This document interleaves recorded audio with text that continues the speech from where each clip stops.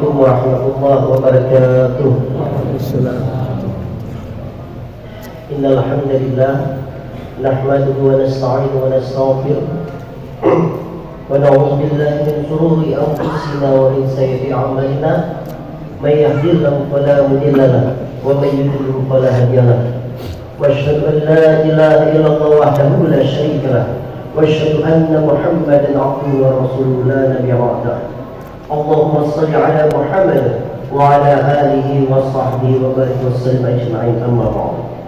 Pertama-tama dan paling utama, marilah kita memanjatkan puji syukur kehadirat Allah Subhanahu wa taala, karena seperti yang disampaikan tadi bahwa malam ini, hari ini adalah malam ke-30 bulan Ramadan.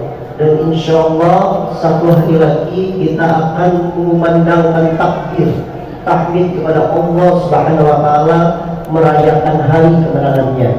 Maka daripada itu, marilah kita bersyukur kepada Allah Subhanahu wa taala dengan selalu meningkatkan kesyukuran kita, amal ibadah kita, serta amal-amal yang kita lakukan seperti bersedekah dan lain sebagainya. Dan ingat, mungkin malam ini dan besok adalah hari kita terakhir untuk melaksanakan menunaikan zakat. Jadi yang belum melaksanakan zakat, maka secepatnya agar harta yang kita dapatkan betul-betul bersih dan harta kita berkah dari Allah Subhanahu wa taala.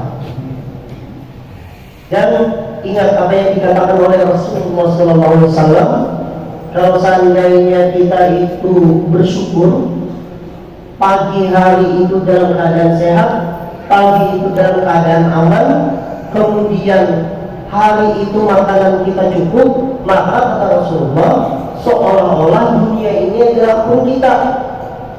Man asbaha minkum aminan fi sirbi, barang siapa masuk dalam pagi hari itu dalam keadaan aman dengan keluarganya, mu'afan fi jasadi, dan tubuhnya itu sehat, indahu qutu yaumi, makanan cukup pada hari itu, faka'annama hiza lahu dunya, maka seolah-olah dunia itu ampuninya. Itu Rasulullah. Maka daripada itu sangat-sangat naif rasanya kalau kita tidak bersyukur hanya ada cobaan yang sedikit. Kalau dibandingkan dengan sekarang ini, detik ini, di belahan bumi barat kita, yaitu saudara kita di Palestina yang sekarang ini dalam gumpuran Israel laknatullah, mereka itu jangankan berpikir untuk kenyang perutnya, berpikir apakah hari ini saya akan melihat matahari tenggelam saja, itu sudah syukur alhamdulillah. Maka daripada itu, bersyukur atas nikmat yang Allah berikan. Kalau kita bersyukur atas nikmat, maka kata Allah, akan kutambah nikmatku. Tapi kalau kamu wala in kafartum, tidak bersyukur itu, inna adzabi lasyadid, maka sesungguhnya azabku itu sangat pedih.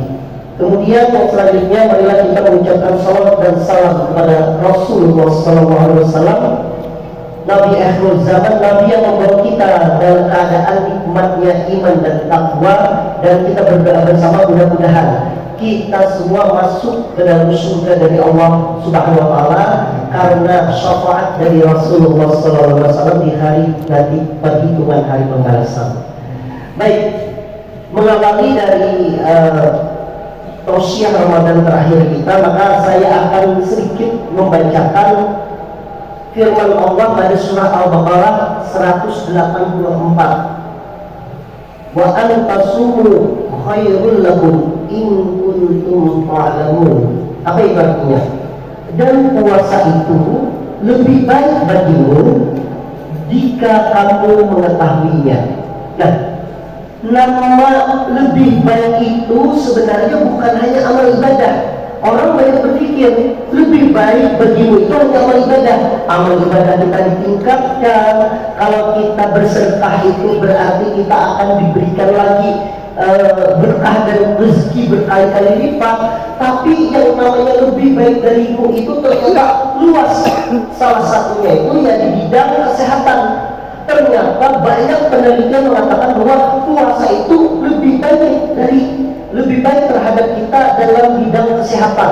Maka ada yang mengatakan sumu tasihu, berpuasalah maka sehatlah kamu. Pernah mendengar berpuasalah dari ikan? Kan pernah kan? Artinya berpuasalah maka sehat bagimu. Banyak contoh yang kami dapatkan ketika seseorang melaksanakan puasa rutin, bukan hanya pada saat bulan Ramadan, tetapi misalnya pada saat puasa di luar bulan Ramadan, seperti misalnya puasa Senin Kamis, puasa Ayamuddin, ya 13, 14, 15, dan puasa-puasa sunnah lainnya, ternyata itu betul-betul membuktikan punya manfaat yang baik terhadap kesehatan. Misalnya contoh, ulun banyak dapat kasus pasien itu sakit mah. Tahu yang mah itu apa? Mah itu sakit lambung. Kenapa sakit lambung? Karena asam lambungnya itu naik, Bapak Ibu sekalian. Ya, asam lambungnya naik. Baik tidak asam lambungnya. Asam lambung adalah salah satu ciptaan Allah dan tentunya gunanya. Jadi sebenarnya asam lambung itu hal yang baik di dalam tubuh kita. Fungsinya yang pertama, asam lambung itu untuk membunuh kuman-kuman penyakit yang masuk ke dalam tubuh kita.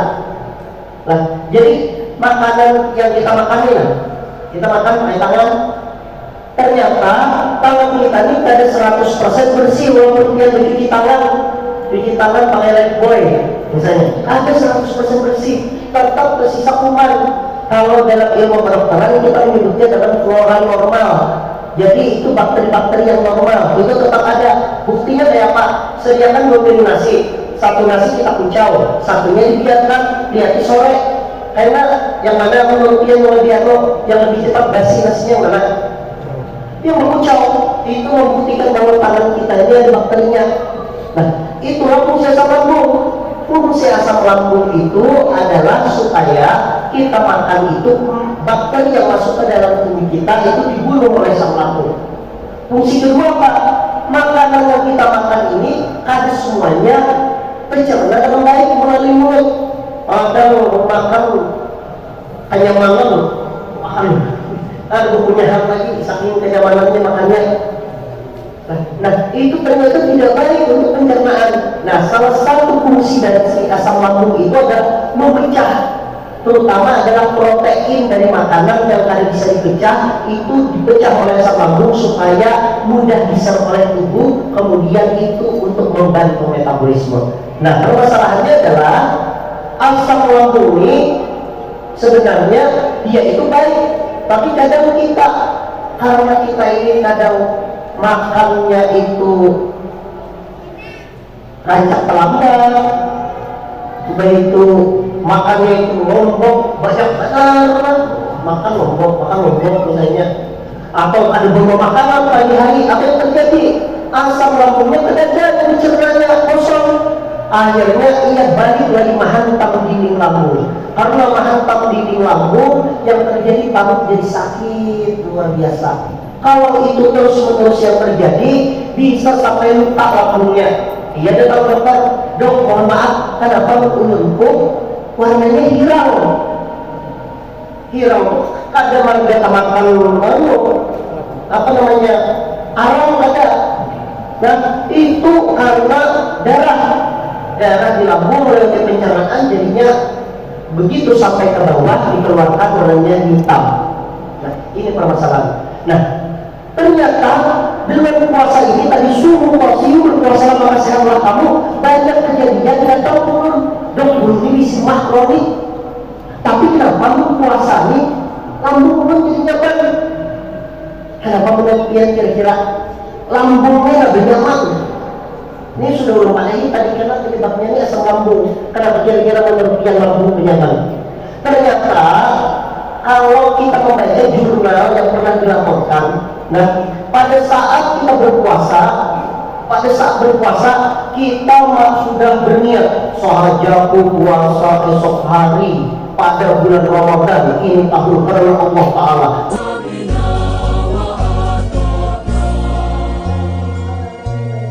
Pada saat itu, maka pada saat kita berniat kepada Allah bahwa kita berpuasa pada hari itu, pada bulan ini, maka otak itu tiba-tiba langsung memberikan perintah pada lambung.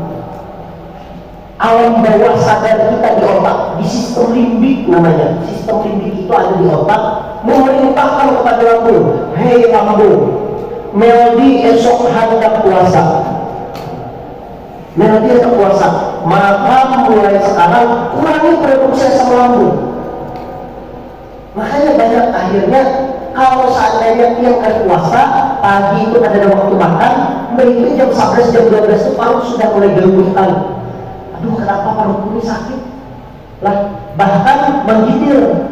Tapi kalau pada saat bulan Ramadan itu kan terjadi karena otak di dalam bawah sadar itu telah memerintahkan dinding lambung supaya menyetop aliran dari asam lambungnya tersebut dikurangi yang banyak-banyak, sehingga banyak dok obat yang kita pakai pada saat berpuasa.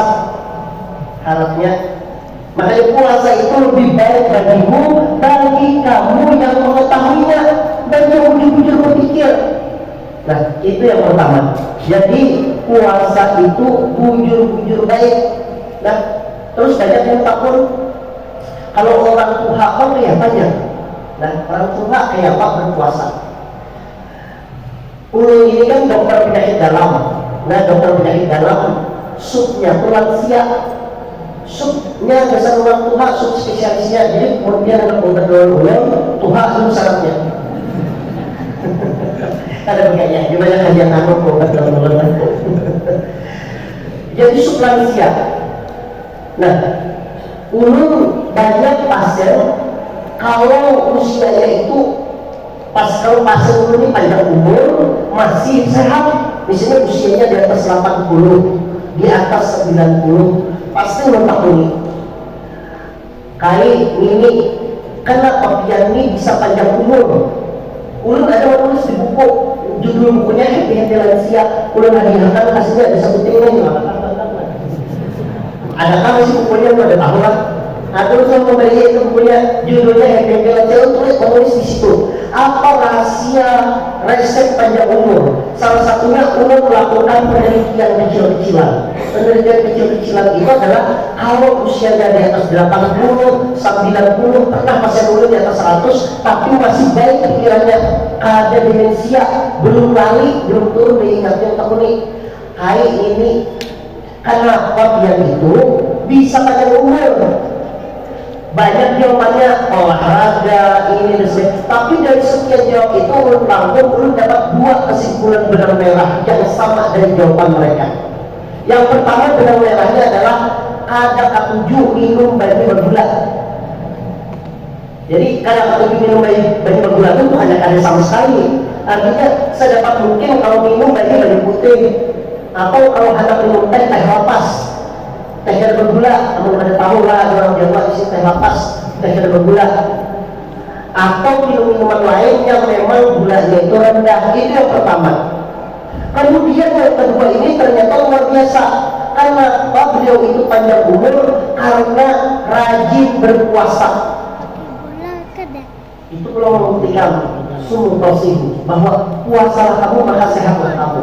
Kenapa yang berpuasa kita itu sehat? Karena banyak sekali penelitian bahwa dengan berpuasa itu maka tentu saja lemak yang ada di dalam tubuh, terutama lemak jahat, ya, lemak itu baik, ya, jangan sampai dia memadai.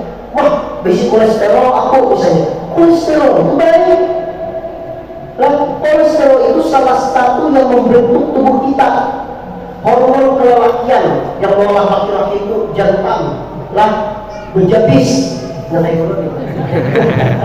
lah, berotot itu adalah nama hormonnya adalah hormon testosteron. Hormonnya itu turunan dari mana? Dari kolesterol. Babinian itu subur, bisa melahirkan karena kesuburannya tersebut. Badannya baik, kulitnya kancang. Itu kenapa? Hormon estrogen. Estrogen itu dari mana? Namanya kolesterol. Jadi jangan sekali dia menyalahkan kolesterol. Nah, ada kolesterol yang belum baik, itu sebujur itu berarti ada kolesterol. Cuma permasalahannya adalah ada kolesterol yang dibawa oleh lemak jahat, ada yang dibawa oleh lemak baik. Nah, salah satunya itu adalah lemak jahat, LDL. LDL itu adalah lemak jahat. Nah, dengan berpuasa ada penelitian, ya ada penelitian yang melihat ternyata dengan berpuasa itu menurunkan kadar LDL, menurunkan kadar lemak jahat tersebut. Dengan turunnya kadar lemak jahat tersebut, maka plak yang ada di dalam pembuluh darah itu juga bisa berkurang, bahkan bisa hilang. Plak itu bisa menyebabkan apa? Plak itu kalau bercokol di pembuluh darah jantung, dia bisa menyebabkan penyakit jantung koroner atau orang menyebutnya dengan serangan jantung. Kalau ini bercokol di dalam otak, di pembuluh darah otak, ini bisa menyebabkan stroke. Kalau ini bercokol di ginjal jadi rusak, maka ia harus setor seminggu 2 kali ke rumah sakit. Untuk apa? Cuci darah. Belum lagi masalah yang lainnya, gula darah dan sebagainya. Maka daripada itu, ya, yang menjadi resep untuk kita sehat itu adalah berpuasa. Maka daripada itu, walaupun ini bulan Ramadan ini sudah hampir selesai, dan insya Allah nantinya kalau umur kita panjang, maka pada hari Rabu ini kita akan menemui 1 Syawal dan kita akan merayakannya dengan sholat Id bersama-sama di lapangan. Maka setelah itu jangan ambil puasa, lanjutkan puasa selanjutnya. Imam Rabu, Kamis boleh puasa, boleh tanggal 2 sudah, ada masalah. Lain kalau seandainya hari tasyrik, nah itu hari makan-makan, jangan berpuasa ya, tapi boleh. Tapi kalau seandainya tujuannya untuk silaturahmi, menghormati jangan kita datang dan sebagainya, ada apa-apa lah dulu Kamis kita dulu, harus usah puasa dulu lah, mulai Senin ya, Senin, Kamis dan ayam ulfit itu. Nah, selain itu kita juga harus berpikir positif, ya. Innallaha ma'ana. Kemudian Allah itu beserta prasangka hambanya. Ibaratnya kalau orang Eropa, orang Barat itu menyebutnya dengan law of attraction, hukum tarik menarik. Artinya kalau kita berprasangka baik, ya, insya Allah kita itu sehat. Jangan sampai misalnya, aduh aku digaring sekarang kawan tumpang, dia besar bujur garing. Nah, makanya waktu semalam diundang lah, walaupun ini kan anak muda lagi dirawat di rumah sakit kena demam berdarah, tapi insya Allah belum lawas belum ada antisika al-muslimun. Setengah bulan belum dipanggil sekolah ke Jakarta latihan, karena insya Allah tahun ini belum tugas haji lagi, ya. 2019 sebenarnya bertugas haji, tahun ini tugas haji lagi, ya, untuk melayani para lansia dipanggil oleh Kementerian Agama. Memikirkan kayak apa caranya lansia, ya, supaya baik nanti di tanah suci nanti tidak terbengkalai, ya. Jadi ada nanti, jadi tagline kita tahun ini nanti haji ramah lansia kayak apa? Karena kalau ada waktu lu mengesah pulang sebelum lu berangkat kita ke tanah suci kan. Jadi law of attraction, hukum tarik menarik, berpikir bahwa aku ini siap aja, walaupun kali dengan Allah diundang, insya Allah yakin dan alhamdulillah kawan. Nah ini banyak contoh lah, ini terakhir lah, tadi cukup kita waktunya. Dan yang takmir tadi sejam, kita lamani sejam, nggak cuma kasihan ibu-ibunya anak bermasak yang udah setahun kan ya. Jadi ini contoh, belum pernah punya pasien di rumah sakit, ya, belum sebut rumah sakit Islam. Jadi ada pasien kebetulan sama laki-laki, usianya sama 30-an, sama usianya, penyakitnya sama, penyakitnya itu adalah tipes. Kalau bahasa kedokterannya typhoid fever, demam typhoid, bahasa Banjar tipes. Nah, sama, masuk sama, lelakian sama, usia sama. Ini pernah menceritakan di ceramah-ceramah sebelumnya, karena ini kejadian nyata yang orang hadapi. Ruangannya hanya beda, satu di ruangan sebelah, satunya ruangan sini. Tapi karakter mereka berbeda. Karena ini sama penyakitnya, usia sama, sama-sama kena BPJS, obatnya sama, antibiotiknya sama, karakter beda. Pada saat ulun sebut saja, ya, ini pasiennya pasien A. Pada saat ulun visit ke pasien A, ulun takuni, Bapak kayak apa kabarnya hari ini? Alhamdulillahirobbilalamin. Allah memberikan ulun cobaan, mudah-mudahan ulun bisa bersabar. Ini juga berarti ulun harus istirahat. Pokoknya sampai tuh baik terus, walaupun ulut pegang kepalanya panas, ulut tanya perawat berapa suhunya, 38 panas, tapi yang keluar tuh baik. Nah, ya mudah-mudahan lah cepat sembuh dok lah, amin. Baik, auranya baik. Nah, tentu pindah dulu, visit ke sebelahnya ke pasien B tadi. Entah boleh, Bapak, apa kabarnya Tin hari ini? Ini ampun. Aduh, maka mencar itu kayak makan tapi maunya keluhan aja. Amun ada pesan kurang ada, hanya ada ini kurang sedikit, tapi kurang. Tapi kepala mulut sakit, kayaknya. Tapi sama nih, lah sama. Akhirnya apa yang terjadi? 3 hari memvisit dengan obat yang sama, memberikan antibiotik yang sama.